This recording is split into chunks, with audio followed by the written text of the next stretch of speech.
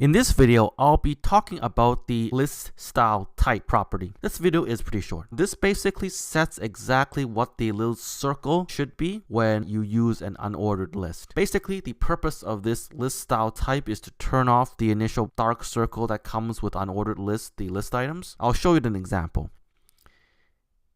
Here is an unordered list I prepared. Here is how our file would look by default. And if I set the list style type to none,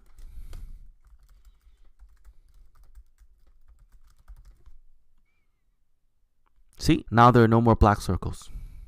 There are in fact ways you can change the list style type. For example, you can change the value to square, upper Roman, and lower alpha, although in practice I honestly never use them. So the main thing to remember is how to turn off list style type, how to turn off the circles, and you do that by setting list style type to none. Anyways, this about finishes the video. Thanks for tuning in. Let me know if you have any questions, and I'll see you next time.